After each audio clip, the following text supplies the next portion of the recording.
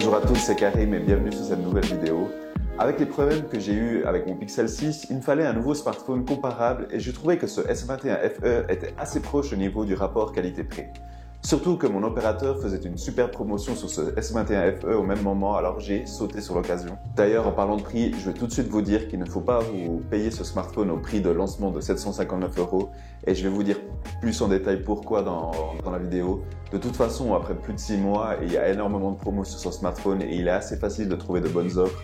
Et d'ailleurs, je vous en ai mis quelques-unes en lien dans la description.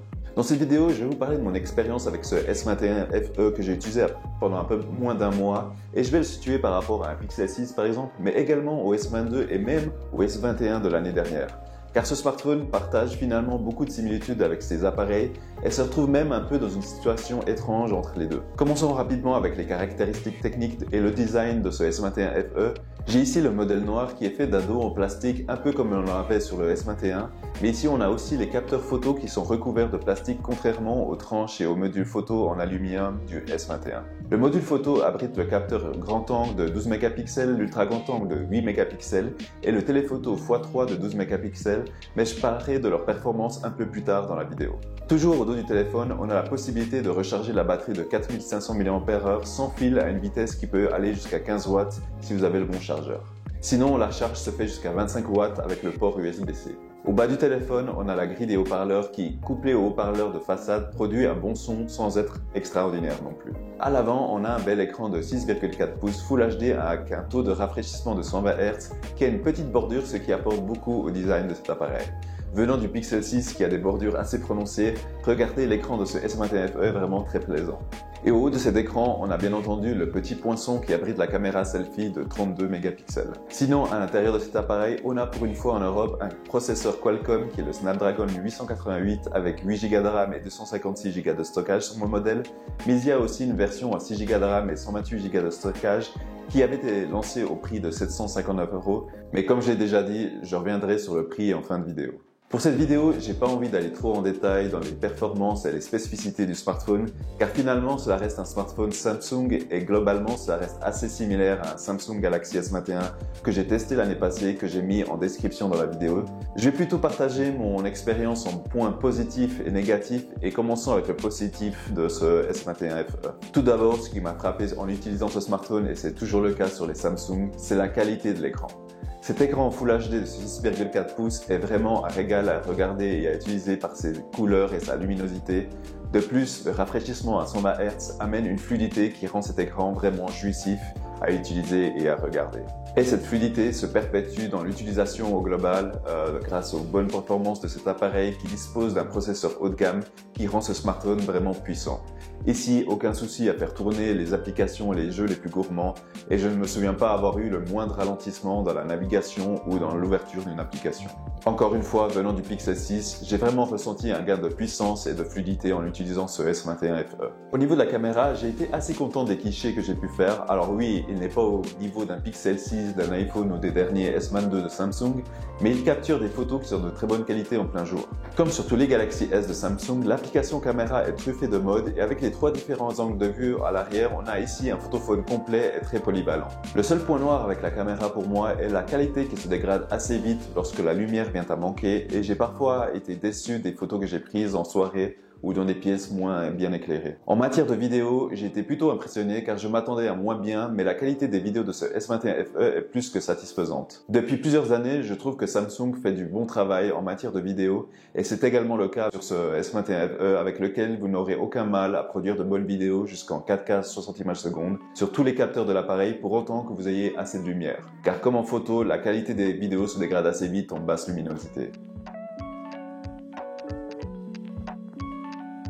Sinon, en général, j'ai beaucoup apprécié le hardware de ce smartphone. J'ai déjà parlé du bel écran, mais il y a aussi la qualité des specs de ce smartphone qui le rend très agréable à utiliser. Comme déjà dit, on a ici un processeur ultra puissant qui amène une fluidité dans l'utilisation, mais on a aussi par exemple un lecteur d'empreintes qui fonctionne de manière fluide et surtout très fiable.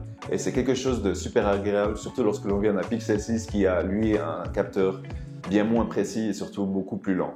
Et globalement, au niveau du design, je le trouve très réussi, même si je ne suis pas un grand fan du dos du téléphone qui fait un peu modèle prototype avec le plastique utilisé. Mais bien qu'il soit en plastique, les finitions du S21 FE sont de très bonne qualité et cela se ressent lorsque l'on a l'appareil en main. Et personnellement, j'ai beaucoup aimé la prise en main car malgré que ce soit un smartphone plutôt grand, je ne l'ai pas du tout ressenti car le smartphone a des fines bordures et l'appareil est surtout très léger. Dernier point positif, et c'est un domaine où je trouve que Samsung fait de plus en plus de progrès, c'est One UI, la surcouche de Samsung qui je trouve est de plus en plus plaisante à utiliser. Comme toujours, c'est truffé de paramètres et d'options personnalisables qui peut parfois être un peu déconcertant lorsque l'on navigue dans les paramètres, mais je trouve que Samsung a fait du bon travail depuis plusieurs années dans l'aspect visuel et la simplification de l'interface. De plus, en dehors des Google Pixel, les smartphones Samsung sont aujourd'hui les smartphones Android avec le plus de suivi au niveau des mises à jour. La marque garantit maintenant minimum 4 ans de mise à jour et il arrive même parfois que Samsung mette à jour leurs smartphones avant ceux de Google, ce qui fait vraiment très plaisir à voir. Le seul point noir du logiciel est Samsung qui a toujours tendance à un peu trop vouloir mettre en avant leurs applications maison qui fait doublon avec ceux de Google, mais la plupart des applications peuvent maintenant être supprimées ou masquées si vous ne souhaitez pas les utiliser.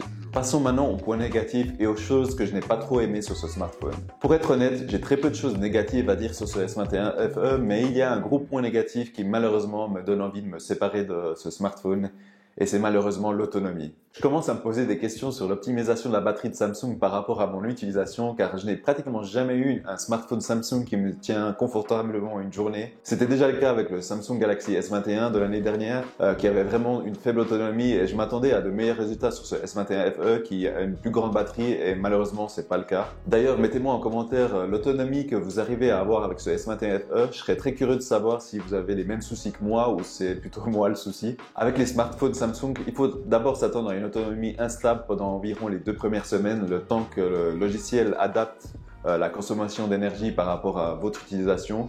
Une fois passé ce temps d'adaptation, j'ai rarement pu atteindre les 5 heures de temps d'écran allumé et je dois prévoir de le recharger en fin de journée pour pouvoir tenir la soirée. Pour moi, c'est clairement insuffisant pour un smartphone de cette taille. À titre de comparaison, par exemple, le Pixel 6 me tenait confortablement la journée alors qu'il a la même taille d'écran et pratiquement la même batterie. Bien sûr, il est possible d'augmenter l'autonomie en diminuant le rafraîchissement de l'écran à 60 Hz ou en activant les fonctions d'économie d'énergie, mais je pars du principe que l'on devrait toujours utiliser toutes les fonctions d'un smartphone pour lequel on a payé sans devoir se soucier de l'autonomie pour au moins une journée entière. De plus, bien qu'on ait une charge considérée comme rapide à 25 watts, on n'a pas la possibilité de recharger le smartphone aussi vite que ce que l'on peut voir chez certaines marques chinoises, avec des recharges allant jusqu'à 120 watts, ce qui aurait sauvé le S21 FE pour ma part. L'autonomie est pour moi le seul gros point noir de ce S21 FE, mais il y a aussi un point que j'ai mentionné en intro et sur lequel je voudrais revenir, qui est son prix de lancement à 759 €. Encore une fois, je le répète, ne l'achetez pas à ce prix. Bien que le S21 FE soit un très bon smartphone en dehors de sa faible autonomie, je ne pense pas qu'il vaille ce prix par rapport à la concurrence. De plus, je ne pense pas qu'il se démarque assez des anciens modèles comme les S21 ou S21 Plus, et ça vaut le coup d'avoir un œil sur les offres de ceux-ci qui ont pas mal baissé de prix depuis leur sortie, et je vous mettrai des liens aussi dans la description pour avoir des bons plans sur ces smartphones si vous êtes intéressé. Ce S21 FE est finalement une sortie étrange de Samsung car il est sorti juste avant la gamme des S22 qui sont eux supérieurs au niveau du design et de la qualité photo en tout cas. Mais ce S21 FE n'est non plus pas vraiment une évolution du S21 et n'est forcément pas beaucoup moins cher finalement. Heureusement, le smartphone a bien baissé de prix depuis et pour ceux qui veulent vraiment ce S21 FE, je conseille de ne pas le payer au-delà des 500 € et je tâcherai de vous mettre en lien dans la description des bonnes offres pour celui-ci aussi. Mais ce que je conseille surtout, c'est d'avoir accès à un chargeur durant la journée si vous n'avez pas une utilisation légère car c'est en tout cas pour moi le principal problème que j'ai avec ce smartphone. En tout cas, je suis curieux de connaître votre avis sur ce smartphone. Partagez en commentaire votre expérience pour ceux qui ont ce S21 FE ou ce qui vous attire chez lui pour ceux qui sont intéressés à se le procurer.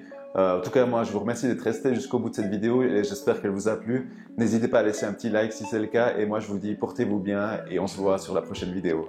Ciao!